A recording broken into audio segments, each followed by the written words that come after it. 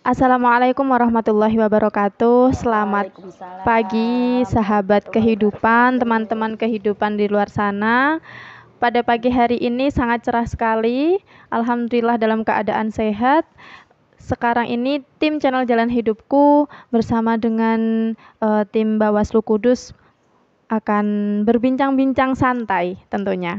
Akan membahas sedikit juga tentang peran disabilitas dalam dunia politik. Dan sekarang narasumber kita yang sangat luar biasa pada hari ini adalah Ibu Eni Setianingsih Eskom SPD selaku Komisioner Bawaslu Kudus Divisi SDM dan Organisasi. Dan sekarang saya bersama dengan Bapak Rismawan. Ya, selamat pagi teman-teman, sahabat baik, sahabat kehidupan. Apa kabarnya Bapak Rismawan? Alhamdulillah sehat, Mbak Farida. Ya, kita selalu berdua ya dalam video-video yang sudah berlalu. Jangan sampai bosan. Iya, betul sekali. Dan kita akan menyapa ibu yang sangat cantik pada hari ini menjadi narasumber kita, yaitu Ibu Eni. Assalamualaikum Ibu. Waalaikumsalam warahmatullahi wabarakatuh. Alhamdulillah pangestunipun sehat walafiat. Alhamdulillah. Apa kabar juga? Apa ini? Sahabat kehidupan Ibu. Ya. Sapaan untuk teman-teman channel Jalan Hidupku. Oke, apa kabar sahabat kehidupan? Semoga semua dalam keadaan sehat. Iya. Kita langsung saja ya Pak Rismawan ya. Ngobrol santai saja. Terkait ini peran serta teman-teman disabilitas dalam politik, tapi sebelumnya saya pengen pengalaman seorang Bu Eni berinteraksi dengan teman-teman disabilitas, terus pandangan Bu Eni tentang gimana sih kita seharusnya bersikap dengan teman-teman disabilitas itu. Oke. Langsung ini Mbak? Iya Bu, langsung saja. Kita ngobrol santai aja Bu. Terima kasih. Assalamualaikum warahmatullahi wabarakatuh. Good morning, selamat pagi sahabat semua. Ya, langsung saja dari pertanyaan Mas Wawan tadi ya. Bagaimana sebenarnya sih sikap kita terhadap teman-teman disabilitas gitu ya? Ya jawabannya singkat Mas sebenarnya. Ya tidak ada pembedaan apapun. Nah, artinya apa?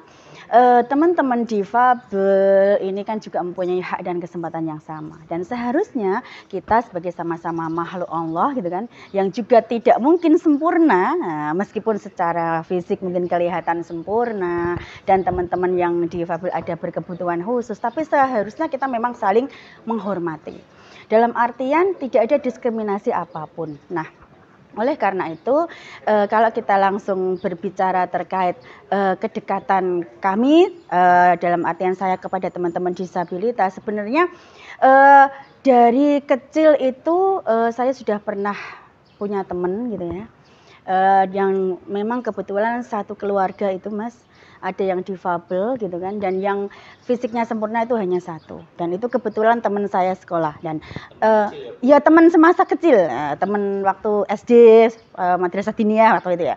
Dan ternyata ketika kemudian waktu itu ada kelompok belajar, kita sering main ke rumah gitu, dan ternyata saya melihat sosok-sosok di keluarga itu tuh sangat luar biasa semangatnya, meskipun memang kalau bisa dianggap bahwa ada yang bilang belum sempurna secara fisik, tetapi dari segi pemikiran, semangat, kecerdasan luar biasa.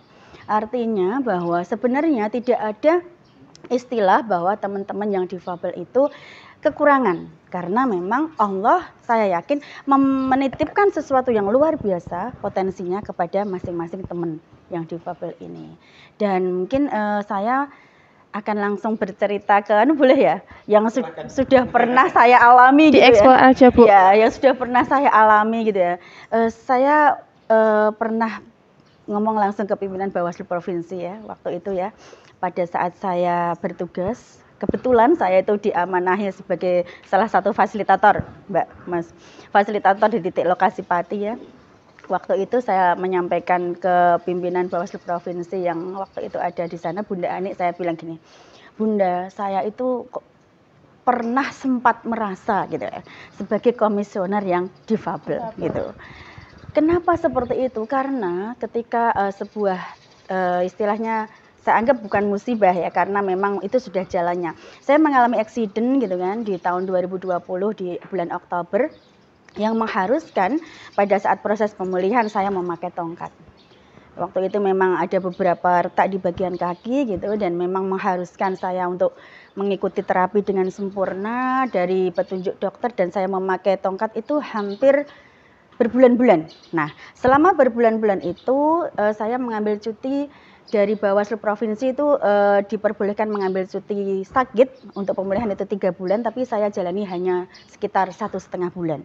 Ketika gips sudah dibuka, kemudian saya bisa memakai tongkat untuk berjalan. Nah, saya merasakan betul bagaimana ternyata di lingkungan Kabupaten Kudus ini belum tentu semua ramah difabel. Iya enggak, Mas? Betul sekali. Karena saya mikirnya gini, Mbak. Saya ketika berangkat dari kantor gitu kan. Kalau di kantor alhamdulillah teman-teman care ya. Jadi saya waktu itu ketika masih memakai 2 tongkat saya ngantornya di bawah dan teman-teman sangat mendukung itu. Artinya selama saya masih proses pemulihan sambil benar-benar pulih, saya belum boleh naik tangga gitu. Jadi saya di kantor di bawah. Kemudian ketika ada tugas-tugas luar, pasti kan tidak mungkin standby di kantor, Mas. Ada jadi narsum atau apa. Alhamdulillah itu gini, Mas. Organisasi atau yang mengundang saya untuk menjadi narasumber ketika masih pakai tongkat juga sangat care. Jadi beliau itu yang tim panitia itu sampai, iya Bu nanti kita pakai ruangan yang tidak ada tangga, sampai segitunya. Jadi saya sangat apresiasi. Nah, ketika saya merasa kesulitan itu ketika misalnya saya mau ke toko membelikan sesuatu untuk anak saya atau apa. Nah, itu saya mesti mikirnya mana ya kira-kira toko yang nggak ada tangganya. Kayak gitu loh. Jadi belum tentu semua fasilitasi umum yang ada di sini memang ramah difabel, ramah disabilitas. Kalau mungkin yang kayak bank-bank gitu kan sudah ada ya tempat untuk tempat ram gitu. Dan ada yang memang memfasilitasi baik banget gitu ya. Terutama waktu itu ketika misalnya saya belum bisa untuk ambil dalam artian ketika pas uang kehormatan mau diambil kan saya tidak bisa langsung ke sana misalnya. Itu juga dari petugas bank mau untuk ke bawah untuk memfasilitasi kayak gitu. Jadi alhamdulillah artinya gini, memang harus ada perhatian khusus, apalagi nanti terkait pemilu. Nah ini kan kita cross check dalam kehidupan sehari-hari aja, belum tentu teman-teman difabilitas ini terfasilitasi dengan baik. Nah saya harapkan memang ketika besok pelaksanaan pemilu 2024 ya benar-benar inklusif untuk semua, ya Mas Wawan. Iya.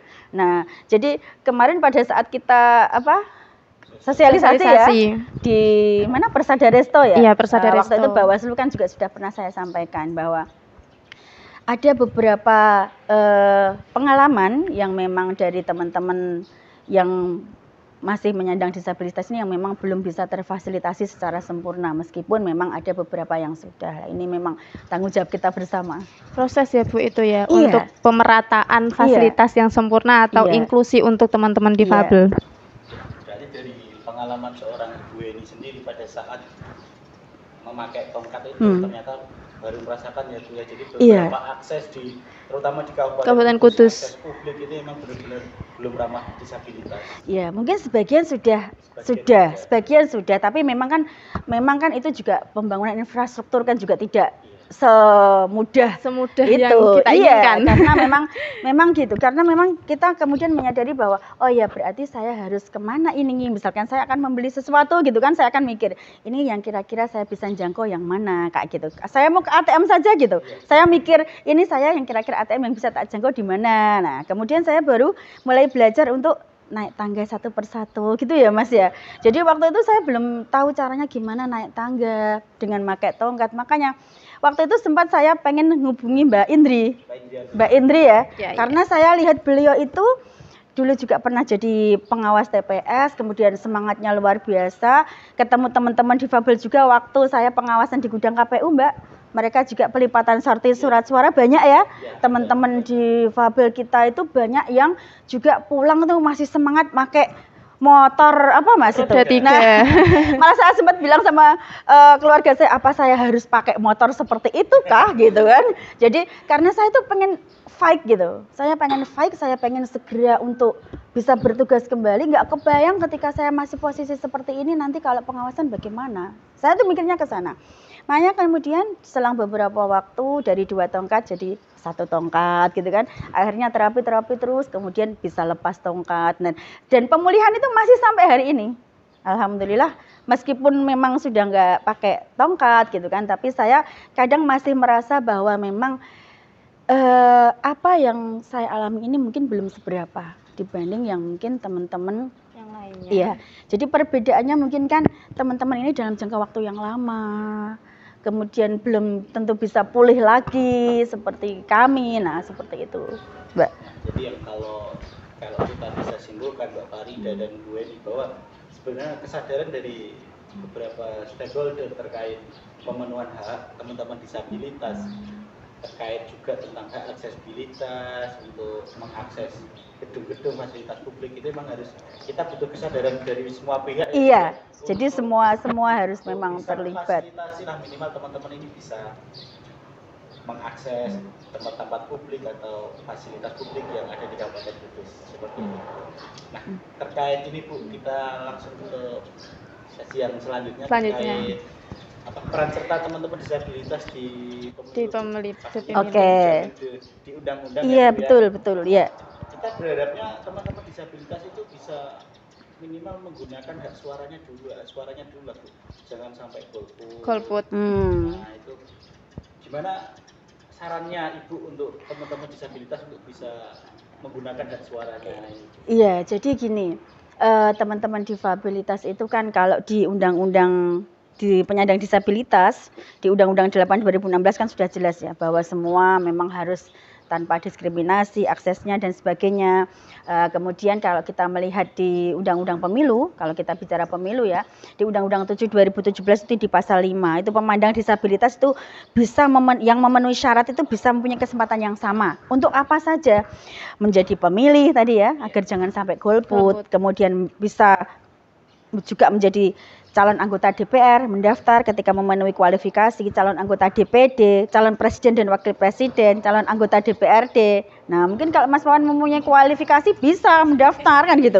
Dan juga sebagai penyelenggara pemilu ini juga bisa. Dari undang-undang sudah menjamin pesertaan teman-teman disabilitas. Iya, kalau misalnya sudah memenuhi persyaratan, teman-teman yang disabil ini juga bisa mendaftar sebagai penyelenggara pemilu. Seperti kami misalnya pengen mendaftar sebagai komisioner Bawaslu, bisa. Mendaftar sebagai pengawas ad hoc bisa kalau memenuhi persyaratan kualifikasi.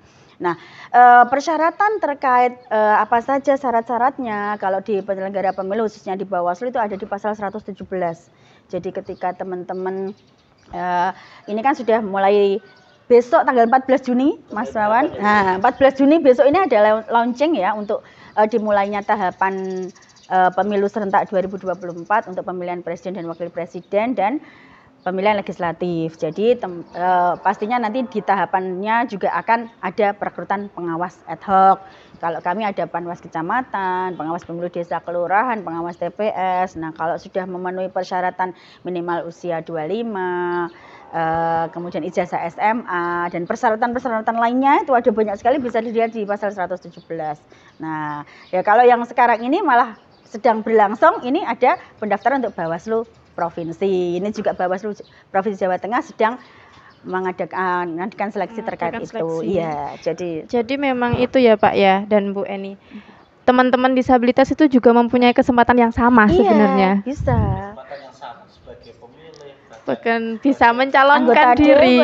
Iya, sebagai calon presiden bisa. Masuk peserta pemilu. Iya, pengen jadi kepala daerah juga. Nah, itu sebenarnya di undang-undang sudah dijelaskan bahwa tidak ada diskriminasi. Iya, tidak ada diskriminasi. Akan tetapi terkadang realnya itu yang perlu agak diulik lagi. Iya, jadi ya itu tadi kan kita baru melihat dari satu sisi sebagai tadi ya bisa mencalonkan sebagai anggota dewan dan lain-lain gitu kan. Nah, terkait hak-haknya ini juga perlu kita berikan. Iya, perlu kita fasilitasi. Artinya gini, Bawaslu juga memastikan bahwa selain sebagai tadi ya pemilih dia benar-benar terdaftar di daftar DPT gitu kan. Ini juga perlu di cross check. Jadi kan terkait data pemilih ini kan masih berkesinambungan, Mas Mbak. Jadi daftar pemilih berkelanjutan saat ini juga masih diadakan pleno terus dari KPU, kemudian kita juga mengadakan pengawasan di sana dari Bawaslu. Dan besok ketika sudah mau hari H pemungutan suara 14 Februari 2024, untuk yang pelaksanaan pemilu, dan di tahun yang sama di 27 November 2024 ada pelaksanaan pemilihan kepala daerah untuk bupati dan wakil bupati. Jadi kita harus benar-benar memastikan misalnya ini teman-teman yang difabel itu datanya di mana saja, masuk di TPS mana saja, dan seharusnya pengawas TPS ini sudah bisa memprepare, benar-benar memastikan bahwa TPS yang ada teman-teman difabelnya bisa terfasilitasi sesuai dengan yang dibutuhkan. Tingkat disabilitas. Iya, betul. Kan beda-beda ya Mas Beda-beda ya. Nah, beda-beda. Jadi misalnya di TPS A, desa A misalnya, itu kan kita bisa melihat dari sana, oh penyandang disabilitasnya kondisinya seperti ini. Jadi ya memang disesuaikan. TPS-nya. Jangan sampai kemudian karena aksesnya berundak kemudian kesulitan, atau misalkan butuh nyusul kayak Mbak kemarin itu yang mungkin butuh meja atau apa gitu kan. Mbak Eli itu kan harus ada khusus. Iya. Kita tidak hanya memikirkan bahwa tidak berundak, tetapi kondisi beliau itu harus mengharuskan bahwa petugas KPPS di sana juga bisa memfasilitasi. Berarti ada Mbak Eli ini yang memang dalam kondisi ini tempat khusus bagaimana agar dia bisa datang ke TPS. Atau bisa jadi kalau memang kondisinya tidak mampu untuk datang ke TPS, kan ada juga yang istilahnya kotak suara keliling. Jadi kotak suara keliling itu KPU itu bisa memfasilitasi itu, dan Bawaslu memastikan pengawasan itu bisa sampai ke tempat lokasi yang akan memilih dari disabilitas yang memang kondisinya tidak mampu ke TPS. Teman-teman ini yang disabilitas berat ya Bu ya, yang mungkin bisa kemana-mana. Iya, jadi masih bisa menyalurkan hak suaranya. Tapi mungkin sebagai memang warga negara Indonesia. Biasanya memang Mbak, kita laksanakan itu untuk keliling itu kan bisa ke rumah sakit, kayak gitu juga kita juga pengawasan ke sana ya.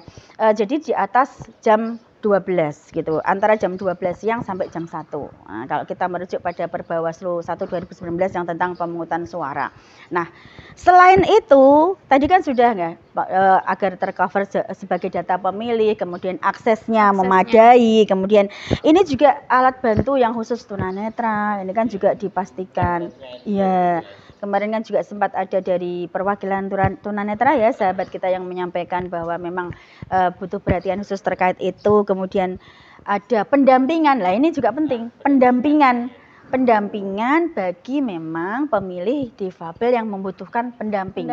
Nah, ini juga sebenarnya tidak sembarang pendamping Mas, karena memang pendamping difabel ini tuh harus mau untuk bersedia dalam surat pernyataan di formulir khusus itu bahwa dia tidak akan membocorkan. Nah, iya toh, asas-asas pemilunya kan termasuk rahasia. Iya.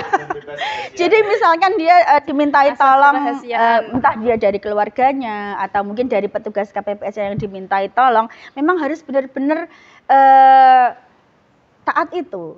Jadi artinya teman difabel yang memang mau menyuarakan hak suaranya tidak khawatir, engkau gek saya minta tolong malah nanti disebarkan, atau mungkin dia pengen milih yang A ternyata yang dicoblos B misalnya, itu kan tidak sesuai hati nuraninya. Nah, itu juga hal-hal yang perlu kita awasi bersama. Dan sebenarnya Bawaslu kemarin itu mengajak sosialisasi teman-teman sahabat FKDK itu dalam rangka itu, yuk kita awasi bersama. Nah, kan bersama rakyat awasi pemilu, bersama Bawaslu tegakkan keadilan pemilu. Jadi seluruh masyarakat itu bisa ikut mengawasi. Iya.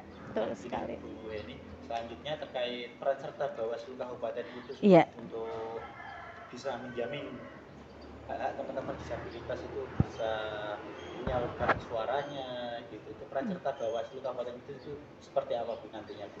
Iya, jadi yang sudah pernah kita lakukan juga dan insya Allah juga akan kita lakukan di pemilu 2024, pastinya tetap kita menunggu instruksi secara resmi dari pimpinan yang sesuai jenjang hierarki ya. Jadi kita akan sesuai arahan dari pimpinan Bawaslu Provinsi, juga dari Bawaslu RI. Yang sudah pernah kita lakukan gitu, kita ada pemetaan. Istilahnya kita itu ada istilah pencegahan dulu sebelum hari H ya, pemetaan itu ya. Jadi pemetaannya misalnya gini, kita pemetaan kerawanan TPS rawan. Nah, TPS rawan itu diantaranya selain TPS yang mungkin di sana ada calon kan pastinya beda pengawasannya dengan TPS yang tidak ada calon. Iya toh? Suasananya juga Nah, berbeda. suasana lebih apa? Lebih panas gitu ya. Lebih- Apalagi misalnya di TPS tersebut ada tidak hanya satu calon misalnya. Itu kan juga harus ada pengawasan khusus dari terutama yang pengawas TPS, pengawas desa juga kan gitu. Nah, kita memantau itu. Ya, termasuk tadi memetakan kira-kira di TPS mana saja sahabat-sahabat difabel ini. Nah, kalau sudah terpetakan secara jelas, maka kemudian salah satu tugas pengawas TPS yang dilantik 23 hari sebelum hari H dan 7 hari setelah hari H. Artinya kan dia tidak hanya bertugas pada saat Ngawasi saja. Iya. Jadi pada saat prepare bagaimana petugas KPPS mempersiapkan bilik suara dan sebagainya itu kan bisa memberikan masukan agar teman-teman difabel terfasilitasi. Nah, seperti itu. Terus memastikan juga tadi pendamping di pengawasan di sana. Nah, yang paling utama ini adalah saya pikir adalah pada saat proses pendataan ya Bu ya. Karena pengalaman kami ya Mbak Farida ya, kegiatan Jumat Berkah itu Bu ternyata masih Banyak sekali itu. berat yang nggak bisa move, nggak bisa kemana-mana, terus harus di tempat tidur terus. Nah, ini mudah-mudahan nanti dari pihak penyelenggara pemilu, dari KPU-nya, harapan saya bisa biar teman-teman ini bisa ikut berpartisipasi, bisa menyalurkan hak suaranya seperti Iya. itu Bu. Bisa Betul. menjamah itu ya secara rata teman-teman selapisan masyarakat. Disabilitas berarti ini Bu, karena kan mereka sudah hak politiknya sudah dijamin dalam undang-undang. Undang-undang. Iya. Yuk, monggo sambil disambut dulu ya. Iya. Sambil minum Iya, monggo, teh yang monggo, manis seperti Ibu Eni yang manis. Jadi saya sambung tadi ya yang disampaikan Mas Wawan. Jadi mungkin kita bisa ke depan bisa lebih berkolaborasi. Artinya gini Mas, sekiranya memang dari data difabel yang kita punya, hasil pengawasan Bawaslu, kemudian di cross check dengan KPU, data yang dari KPU, sekiranya memang dari sahabat-sahabat FKDK ini ada dan mengetahui data-data secara yang lebih real, bisa memberi masukan ke kami. Jadi mohon kerjasamanya bisa menyampaikan ke kami kira-kira mana saja yang belum, kita bisa cross check data. Nah, kayak gitu kan termasuk kontribusi teman-teman FKDK dalam rangka juga untuk memperjuangkan teman-teman, dan Bawaslu juga berusaha untuk agar semuanya itu bisa diawasi dengan baik dan bisa menyampaikan hak pilihnya, kan seperti itu. Terutama yang tadi itu yang iya. Terkait ini penyelenggara pemilu, Iya. pengalaman beberapa teman kami itu ada yang jadi panwas ya Bu ya. Iya. Nah, ternyata Bawaslu ini Mbak Farida membuka kesempatan yang lebar teman-teman untuk berpartisipasi sebagai penyelenggara. Penyelenggara. Salah satunya Iya. adalah Panwas. Panwas. Panwas Cam ya Bu ya. Wah, Mbak Indri itu Indri ya. dulu pengawas desa. Iya, Desa. pengawas desa. Nah, ini syarat-syaratnya gimana Bu kalau teman-teman? Oh iya, jadi gini ya. Penyelenggara sebagai Panwas. Sebagai Oh iya. panwas.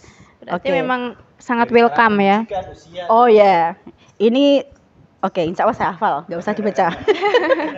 Jadi gini teman-teman ya, sahabat yang saya hormati, jadi bagaimana sih caranya, ya, syaratnya apa saja gitu kan. Secara lebih jelas nanti bisa dilihat di pasal 117 Undang-Undang 7 2017, dan besok pasti ada juknis secara resmi yang turun. Nah, kira-kira kapan rekrutmennya, timeline-nya dan sebagainya.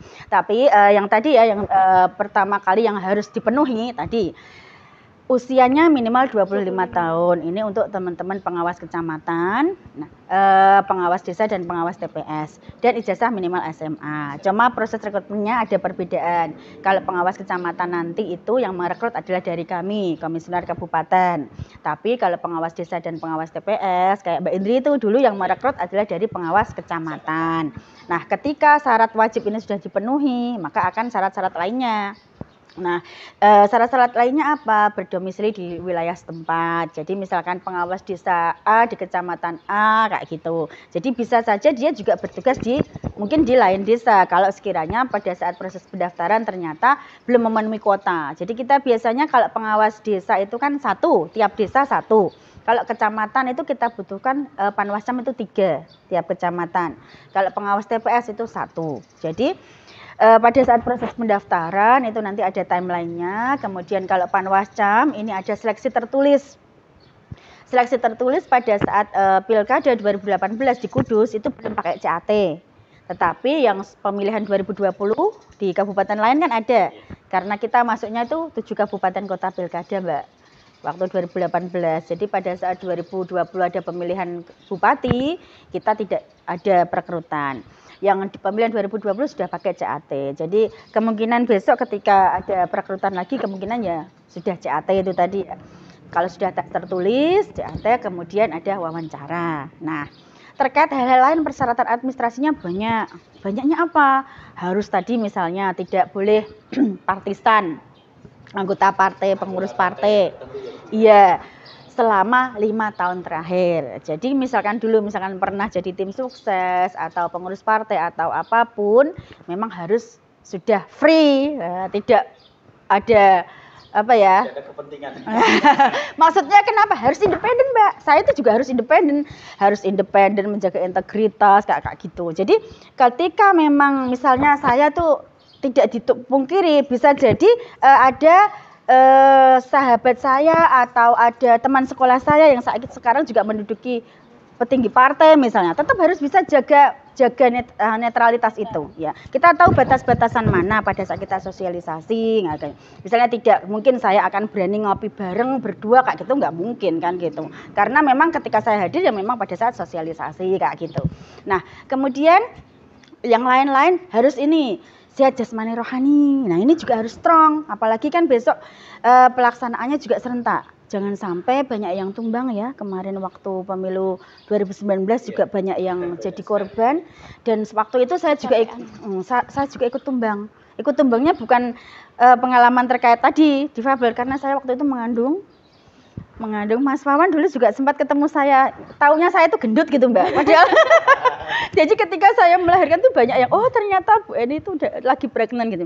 Jadi saya masih mengawasi kemana-mana, masih alhamdulillah kuat sampai rekapitulasi Mas di kabupaten. Tapi kemudian saya waktu itu tidak sampai selesai, setelah pleno selesai tinggal tanda tangan gitu, saya menunggu sudah nggak kuat gitu. Dan saya langsung menghubungi dokter Polres waktu itu yang di sana, ambulannya gitu. Diperiksa langsung nggak boleh langsung dibawa ke UGD, dan memang harus kondisinya sudah mengkhawatirkan janin dan juga bayi dan juga ibu gitu. Jadi memang faktor kelelahan, kemudian kesehatan jasmani rohani itu penting. Jadi besok itu memang harus yang stamina kuat. Kemudian ini bebas narkoba, Mas. Nggak boleh kalau yang mungkin pengguna kakak gitu, iya harus ada tes bebas narkoba, kemudian harus mengundurkan diri dari jabatan politik pemerintahan kakak gitu juga. Berarti ketat sekali persyaratannya. Persyaratannya banyak, jadi nanti bisa dilihat di sana, dan itu ada surat pernyataan juga tidak pernah dipidana kayak gitu. Nah, Dari kalau yang disampaikan sama Bu Yeni tadi, teman-teman sebenarnya bisa, iya, dan ada buktinya itu, iya.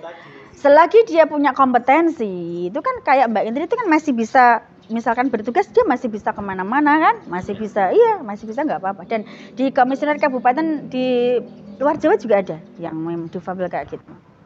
Itu kan persyaratan-persyaratan itu sebenarnya kan bisa dijadiin satu dalam surat pernyataan bahwa saya tidak pernah dipidana penjara selama 5 tahun, tidak pernah kayak gitu, ikut tim sukses kayak gitu bisa. Dan ada formulirnya. Mudah-mudahan untuk pemilu tahun depan ini ya Bu ya, semua bisa ikut serta. Iya. Teman-teman disabilitas baik sebagai mungkin peserta, baik mungkin sebagai penyelenggara Iya. atau pengawas juga. Ya, dari bawah itu teman-teman sangat mengharapkan Sangat welcome ya Pak. Iya. Selagi teman-teman punya potensi, welcome, kita nggak apa-apa, kita nggak menutup akses. Malah dulu saya sempat teringat ya, ada teman sahabat FKDK juga yang menghubungi saya waktu itu. Mereka tuh pengen ikut jajarannya KPU gitu kan, tapi malah menghubunginya saya. Dipikirnya sama KPU Bawaslu. Yang kenal itu Bu Eni. Iya, jadi kemudian saya arahkan ke KPU, dan alhamdulillah KPU ternyata juga welcome kan. Banyak sekali yang jadi itu ya petugas RT surat suara, kemudian mereka memang benar-benar dilibatkan gitu. Jadi alhamdulillah sesama penyelenggara di Kudus welcome dengan difabel. Tujuan kita bersama untuk Iya. kabupaten inklusi, kabupaten yang ramah disabilitas, termasuk salah satunya adalah mengakomodasi hak teman-teman disabilitas dalam hak politik. Hak politik. Iya. Itu tujuan kita bersama. Nah, itu Bu Eni. Iya, terima kasih. Pesan Bu atau motivasi untuk teman-teman difabel. biar lebih semangat dan juga maju. Baik, sebagai closing statement saya ingin menghaturkan rasa terima kasih dulu atas sinergitas yang terbangun ini, dan salam hormat dari Bapak Ketua Bawaslu Kudus beserta kawan-kawan pimpinan yang lain yang hari ini memang lumayan padat agendanya. Semoga kedepannya juga lancar semua, dan pesan saya terutama untuk kaum perempuan difabel. Nah, ini saya berbicara menyuarakan perempuan, Hati-hati perempuan. keterwakilan perempuan 30%. Ayo kita tunjukkan bahwa perempuan itu bisa, perempuan itu mampu, perempuan bisa berkontribusi sesuai dengan kapasitas kita masing-masing. Kalau menjadi pemilih ya jadilah pemilih yang berintegritas dari sahabat-sahabat difabel. Kalau pengen berkecimpung dalam penyelenggara, ayo tunjukkan potensi terbaikmu, semangat terus. Insya Allah tidak ada hal yang mustahil ketika kita punya kemauan yang kuat dengan potensi yang diberikan Allah kepada kita semua, dengan kelebihan dan kekurangan kita masing-masing. Yakin pasti insya Allah akan menjadikan hidup kita lebih berkah dan manfaat, karena bisa bermanfaat untuk banyak orang, ya tidak hanya untuk diri dan keluarga. Gitu Mas Wawan, Mbak. Itu teman-teman, sahabat kehidupan, sebuah obrolan yang sangat Luar biasa ya pada pagi hari ini. kita bisa mungkin menambah ilmu, menambah Betul sekali, Bapak. kita terkait hak politik teman-teman Disabilitas. Saran saya untuk teman-teman disabilitas di luar sana, gunakan hak pilihmu, jangan sampai golput. Jangan Iya. sampai golput. Karena satu suara bisa menentukan Negeri ini. Iya. Betul sekali. Iya, jadi begitulah teman-teman obrolan pada pagi hari ini yang sangat luar biasa dengan narasumber yang juga sangat luar biasa pada pagi hari ini. Dan semoga apa yang disampaikan pada pagi hari ini tersampai dengan baik kepada teman-teman, khususnya teman-teman disabilitas, tentang welcome-nya pihak Bawaslu dan lain-lain terkait keikutsertaan teman-teman disabilitas dalam dunia politik tentunya. Dan cukup sekian dari kami, dari saya dan juga Bapak Rismawan dan juga tim channel Jalan Hidupku. Tetap saksikan terus video-video kami dan jangan lupa di like, share, comment, and subscribe. Dari saya pamit undur diri. Terima kasih. Wassalamualaikum warahmatullahi wabarakatuh. Waalaikumsalam warahmatullahi wabarakatuh.